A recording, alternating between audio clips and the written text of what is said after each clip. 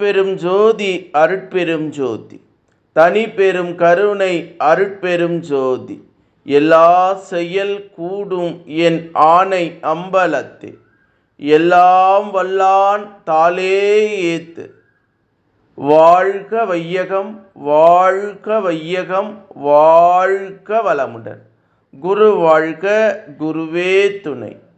அருட்பெரும் ஜோதி அகவல் உரை விளக்கம். செற்றமும் தீமையும் தீர்த்து நான் செய்த குற்றமும் குணமாய் கொண்ட என் நட்பே என்று திரு அருள் பிரகாச வள்ளலார் ராமலிங்க சாமிகள் பாடி அருளச் செய்த திருவருப்பா அகவல் வரி பாடல். இதனுடைய உரை விளக்கம். எனக்கு நேரக்கூடிய தீங்கினையும் துன்பத்தையும் நீக்கி நான் செய்த குற்றங்களை மன்னித்து குணமாய் கொண்டு விளங்கும் என்னுடைய நட்பே. விளக்கமாக சொல்ல வேண்டுமென்றால், குற்றமெல்லாம் குணமாய் கொண்டு என்பதற்கு பொருள், நாம் குற்றம் செய்கிறோம், அவை குற்றம்தான். இறைவனே குற்றம் புரிதல் மனித இயல்பு என்பதை நன்கு அறிவான். குற்றம் புரிந்துவிட்டானே என எண்ணுவது குற்றம் புரிதல் மனித குணம் என குணமாய் கொண்டு மன்னிக்கிறேன் என்று பேராசிரியர் பாலசுப்ரமணியம் ஐயா அவர்கள் சொல்லக்கூடிய ஒரு அற்புதமான உரை விளக்கம். செற்றமும் தீமையும் தீர்த்து நான் செய்த குற்றமும் குணமாய் கொண்ட என் நட்பே என்ற அகவல் வரி 1185 1186 அகவல் வரிக்கு சாமி சரவணானந்தா அவர்கள் தரக்கூடிய ஒரு அற்புதமான மெய்ஞான விளக்கம்.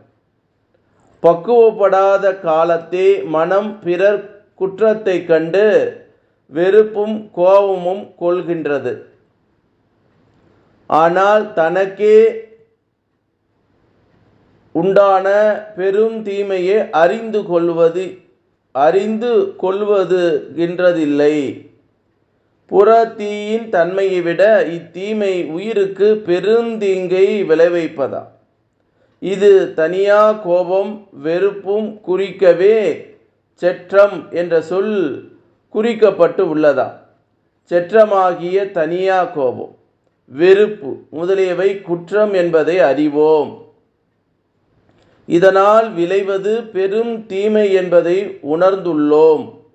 ஆனால் பக்குவ குறைவால் மனிதன் இச்செற்றமும் தீமையும் உடையவனாய் உலகில் அவதிப்படுகிறான். போக்கிக் கொள்ள முடியாதவனாகவும் தட்டி கழிக்கிறான். இதனை களை பெற்று நல்வாழ்வில் தழுவுவதற்கு திருவருள்தான் துணையாம். அந்த திருவருள்தான் நம் வள்ளலார் உயிர் நட்பாக பெற்று கொண்டு உள்ளார். ஆகையால் இவர் செய்த குற்றம் எல்லாவற்றையும் குணமாய் கொன்று செற்றமும் தீமையும் தீர்த்து விட்டதாம் அந்த கடவுள் நட்பு. இவர் இந்த வடிவில் எந்த குற்றமும் புரிந்திடாது இருப்பினும் எங்கும் தானாய் எவரும் தானாய் உள்ளிருந்து உணர்கின்றதாலே எவரது குற்றத்தையும் தானாய் கொண்டு குறித்ததில் உண்மையில்லாமல் இல்லை. குற்றத்தை எல்லாம் குணமாக்கி கொள்ளும் பேர் இயல்பு அருட்பெரும் பதிக்கே உரியதாம். இது இரகசியம் யாதெனில், கடவுள் தானாய் எவருமாயிருந்து எதனையும் புரிந்து கொண்டுள்ளார். ஆகையால் குற்றம் புரிகின்றது யார், எந்த மனிதன், ஏன் குற்றம் புரிகிறான் என்ற கேள்விகளுக்கு சரியான பதில் திருவருளால் கிடைக்கப் பெறுவது இதுவாம். கடவுள்தான் தன் அருள் உண்மையை வெளியாக்கி கொண்டு ஆனந்தமாய் இவ்வுலகிடையே விளங்கவே யாவையுமாய் எவருமாய் காரியப்படுகின்றார். இந்த இன்ப அனுபவ வாழ்வு அருள் பக்குவ காலத்தில்தான் வெளியாம். அதற்கு முன் அபப்பக்குவத்தில் எல்லாவிதமான குற்றமும் குறையும் கொண்டு உலகில் பிழைத்துத்தான் திருந்தியாக வேண்டியுள்ளதா? ஆகையால் குற்றமும் குறையும் கூட கடவுள் கருணை ஒரு கூற்றாம். எனவே கடவுள் எல்லா குற்றமும் குணமும் தற்செயலாய் கொண்டு விளங்குவதில் உண்மை. ஆனால் புற தோற்றத்தில் மனித வாழ்வில் நடைபெறுகின்ற செயல் எல்லா மனிதனே புரிகின்றதாகவும் அதன் விளைவை வினை பயனே அவனே அனுபவிக்கின்றதாகவும் தோற்றுகின்றன. கடவுளின் அருள் செயல் வழி யாவையும் தோற்றி அரு இன்ப நிலை அடைய செலுத்தப்படுகின்றதா? இது அறியா விதிவாதிகள் யாதும் வினை வழி வந்தவனாய் கூறி வினையின் நீக்கி விளங்கிட அறிவின் ஒன்றிடுதல் பிறவி தொல்லையினுடைய விடுதலை நிலையென விளம்புவார். இதனால் பயன் இன்றாம் அருள் உண்மையை உணர்ந்து அருள் பதியோடு ஒற்றுமையோடு இருந்து தயவு வாழ்வு நடத்தும் போது பதியின் நட்பால் எவ்வினையும் அருளாய் விளங்கி கொண்டு அருள் இன்ப வாழ்வு தடைத்திட விளங்குகின்றதாம் என்று சாமி சரவணானந்தா அவர்கள் சொல்லக்கூடிய அற்புதமான மெய்ஞான விளக்கம். செற்றமும் தீமையும் தீர்த்து நான் செய்த குற்றமும் குணமாய் கொண்ட என் நட்பே. என்ன ஒரு அற்புதமான அகவல் வரிபர். அது இந்த செய்தியை எதற்கு நமக்கு வள்ளல் பெருமான் நமக்கு சொல்லுகிறார் என்றால், எனக்கு நேரக்கூடிய தீங்கினையும் துன்பத்தையும் நீக்கி நான் செய்த குற்றங்களை எல்லாம் மன்னித்து குணமாய் கொண்டு விளங்கும் என்னுடைய நட்பு. ஆங்கிலத்தில் ஒன்று சொல்லுவாங்க, error is human nature, rectification of your life. அப்போ மனிதன் பிழை செய்வது மனிதனுடைய இயல்பு. அந்த பிழையை திரித்து கொண்டு வாழ வேண்டும். அது ரெட்டிஃபிகேஷன், மேல் பதிவு போடணும். இனி நான் அது மாதிரி இந்த குற்றங்களை எல்லாம் செய்ய மாட்டேன். இந்த புற வாழ்க்கையில் வாழக்கூடிய மனிதர்களாகிய நாம் இந்த புல இன்பம் இருக்கு இல்லையா, புலன் இன்பம் புற இன்பம், தன்னை ஒரு மிகப்பெரிய ஆளுமையாய் காட்டிக்கொண்டு தனக்கு பின்னால் பல அடிமைகளை சேர்த்து கொண்டு அவர்களெல்லாம் கடைசி வரை அடிமையாக இருந்து கொண்டு தான் மட்டும் உச்சத்தை தொட வேண்டும் என்று நினைப்பார்கள். சில பேர் இந்த செலிபிரிட்டின்னு சொல்லுவாங்க, பிரபலமாகறதுக்கு என்ன வேணாலும் செய்வாங்க, யாரை ஒன்றாலும் இதை பண்ணுவாங்க. அதே மாதிரி மதிப்பு மரியாதை எல்லாம் அவர்களுக்கு கிடையாது. சுய பெருமை, தற்பெருமைன்னு சொல்லுவாங்க. அப்போ அந்த பெருமை தற்பெருமை பேசி தன்னை மட்டுமே உயர்த்தி காட்டிக்கொண்டு மற்றவர்களை மட்டம் தட்டி வைத்து தான் மட்டுமே ஆளுமை மிக்க நபர்களாக இந்த உலகிலத்தில் காட்டிக்கொள்வார்கள். இதுதான் மனிதனுடைய வாழ்க்கை நடந்துகின்றது. இது குடும்பங்கள்லையும் உறவுகளிடத்திலையும் பிணக்குகள் ஏற்படுவதற்கு வகை செய்கிறது. அது மாதிரியெல்லாம் நம்ம வாழக்கூடாது. செற்றமும் தீமையும் தீர்த்து நான் செய்த குற்றமும் குணமாய் கொண்ட என் நட்பு.